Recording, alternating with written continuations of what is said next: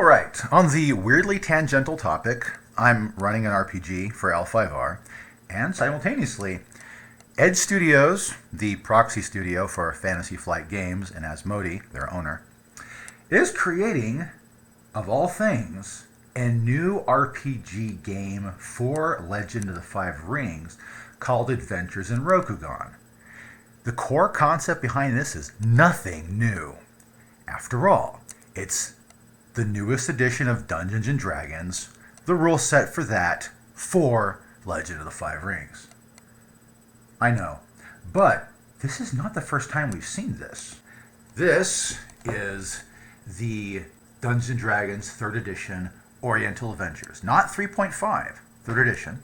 Now let's be honest, Dungeons & Dragons Oriental Adventures usually looks like this. Oriental Adventures used to be, in 1st edition D&D, a guidebook for playing games of Dungeons & Dragons in the Orient. And it had very specific things that they were doing with that rule set. Now, I haven't seen this at anything for other than collector's prices, or if it's literally been dragged through the ruins and reduced to a ruin of a book, then you can find it relatively affordably. But the 3rd edition version is somewhat weird because this book shouldn't be an L5R book. It shouldn't be. But what it is it's the original concept of the Oriental Adventures for, Dungeons & Dragons. But since they owned the Legend of the Five Rings at that time, they incorporated it. This is the section on samurai, and it's showing you samurai from the Crab Clan, the Crane Clan, the Dragon Clan, Lion Clan, so on, like Legend of the Five Rings. Plus, throughout the entire book, they have this little note here. You'll notice over here, these 5 ring symbols. This denotes that that section of the book comes from Legend of the Five Rings. Now, taking that aside, there are certain things in this book that aren't actually that way, but I'll point that out in just a little bit. This book is closer to the original Dungeons & Dragons product, not Legend of the Five Rings. Now, with exception, we do have the Nezumi. And the Nezumi have always been a favorite non-human race for Legend of the Five Rings. Pretty much if you're not playing a human, you should be playing a Naga because they keep pushing the Naga as a secondary race. I have no problem with that. But the truth is that the Nezumi are the favorite. And people who've wanted to play Nezumi have played Nezumi throughout the history of Legend of the Five Rings. Now, looking at the rest of the book, that's not the fun thing about it. They have weird things like Kokoburo, and their Henga Yokai is just pretty much slap an animal onto a human and call it good. There's more to it than that in the actual Legend of the Five Rings. If you're dealing with like Kitsune or Tanuki, in 3rd edition they actually really straightened out what's the difference between these certain kind of yokai. They're actually quite different. But so this selection of the races they have with the Spiritkin, the Kokoburo, Vanara. They have a picture of a Vanara kicking around here. Yeah, here's a Vanara. The Vanara are a tribute to like the Monkey King, and that made a lot of sense in Oriental Adventures. No place in L5R. They do have some of the original classes in here. They talk about the Samurai and the Shigenja, which is weird because the Shigenja kind of changes shape. The original Shigenja in Oriental Adventures isn't in this book because you have the Shigenja from L5R, literally. The Sohei makes a return, which is actually pretty cool. The Sohei do have a reason to be in Rokugan, especially in the newer parts of it. And they have the Wu Gen, which is very much from the original Oriental Adventures and has nothing to do with Rokugan. Notice there's no little 5 ring symbol over here. So a lot of the things in this book actually do carry over from the Oriental Adventure side of things, not the Rokugan side of things. There are so many, back and forth strange things.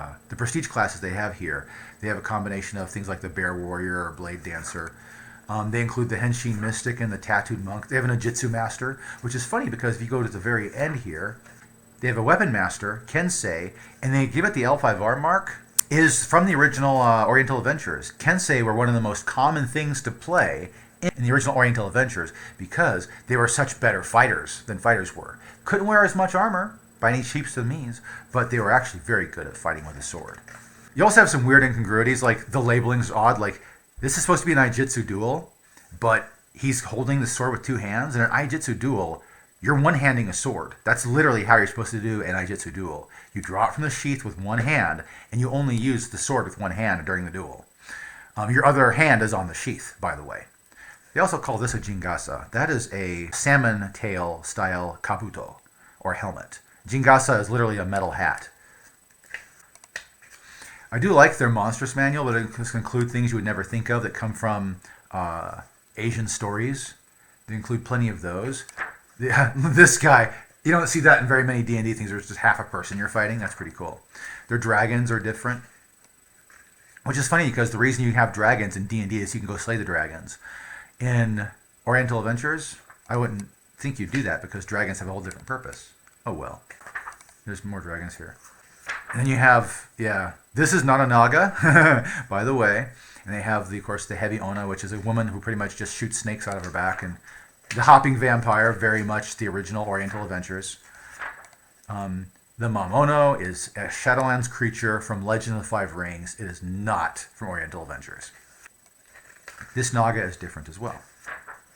And you have these guys. They're called Nats or Knots. And the Knots pretty much are like goblin, gelfling lookalike types. I don't know what they actually do. I think they're like some kind of Vietnamese spirit or something.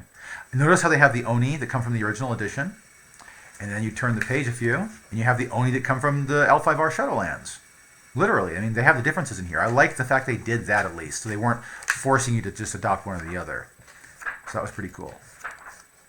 The Panagalon, although it's marked as being L5R based, was in the original Oriental Adventures. The Panagalon, in fact, came from the Oriental Adventures as part of why it was included in L5R, because I've looked through things, and it's kind of weird. The Japanese actually don't have a Panagalon. The Panagalon, I forget who else has it, but I think it's like a Korean story or something, and it's a kind of vampire from there. More fun creatures. These are part of the original Oriental Adventures. Taco. Respect you if you're Taco or purple. Tengu. They're listed as being from L5R, but trust me, Tengu were very much part of the original Oriental Adventures. The Suno are very short-lived. They're from L5R, but they're only in one arc. They're cool, though. I mean, they're kind of like a half lion, half minotaur thing with a bit more crocodile thrown in there. They're actually pretty cool. The Suno are supposed to be like spirit warriors from another realm that allied with the Shadowlands. And of course, Yeti. You don't see Yeti in Rokugan at all, but here they are in the Oriental Adventures. Oh, another side thing. The appendix should not be used as an accurate thing towards using various different words from Asia. They mix in things from L5R like Tamori, Yakumo. They call Yakumo sun deity. Yakumo is just a male's name in Legend of the Five Rings. But it so happened the character became the sun deity during a specific arc of the story. Well, wouldn't that be misleading? So yeah, don't use this as part of like a dictionary. This is not an actual dictionary for any good use. Okay, I'm going to put this out. First of all, I like how they have the Yukio Onna here not having the L5R bug, even though the original Yukio no Onna has played a big role in Legend of the Five Rings. There's actually quite a few stories where she actually shows up and does various things. This is one thing that I was fearing with the Adventures in Rokugan. Look, let's have a Crane Clan elf and a dwarf from the Crab Clan. Yeah, you can do that. Sure, how creative are you? You just slapped one thing onto another and called yourself creative for doing so. Give yourself a hand. Yeah, I have some good news about that, but I'll get to that in a second. This is something that actually worried me about L5R as far as how it was touching Oriental Adventures. It's literally just making this setting a patch for D&D. And funny thing is, when that happened, we had Oriental Adventures, and then they made this. I'm not going to open this and pearl through it. This is fully an AEG product. It's not Wizards of the Coast. It does have the D20 system, so it's done through the Open Game License. But let me tell you something. This is completely what happens. It's made the same year, too. They made it the same exact year. This is what happens when the people at Legend of Five Rings are like, okay, you want to play L5R using D&D stats? We got a book for you. And this book, actually, I have talked to D&D players who've used this material in their campaigns, and let me tell you, they don't like this stuff. It's different. It's either useless or it's very powerful for what you get. And that's the thing about it. Rokugan is not D&D. D&D isn't naturally compatible with Rokugan or Legend of the Five Rings. So the question comes, why would something like Adventures in Rokugan be a good idea? One, tradition. It's been done before. And I don't have to give any evidence why. I have the evidence right here. I mean, it's been done before. They've mixed D&D and Legend of Five Rings. Here it is. Here it is too. But as it turns out, the thing about Adventures in Rokugan is that it is quite a little bit different than what you'd expect. Now, I don't have a rule book to show you. It's not been released yet. It's supposed to be released soon. It says Q1 of 2022, but guess what it is right now? They have released enough teaser material that we can kind of tell what's going to be going on here. They're mentioning about races and classes that are available. They're mentioning the Naga, the Nezumi, the Tengu, and the Kitsune and other animal yokai.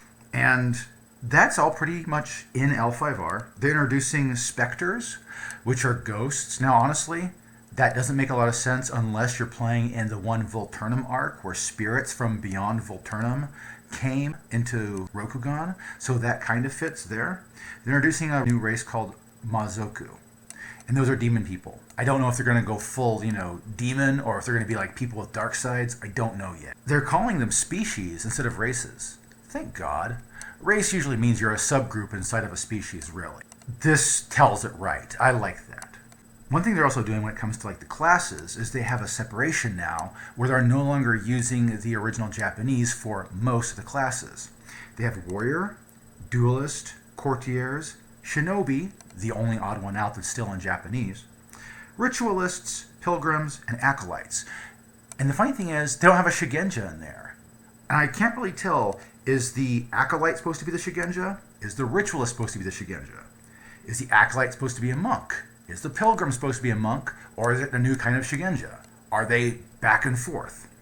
Are they completely new? They also mentioned they're going to be doing things that are close to what you normally do in D&D, like epic adventures and dungeon crawling. I only know of a few dungeons in Rokugan. There's the Kaiu Wall, death traps. There's a Tomofuchi Bond, but you don't really want to go there. That's the end of your adventure right there. There's the secret passages in Odosan Uchi.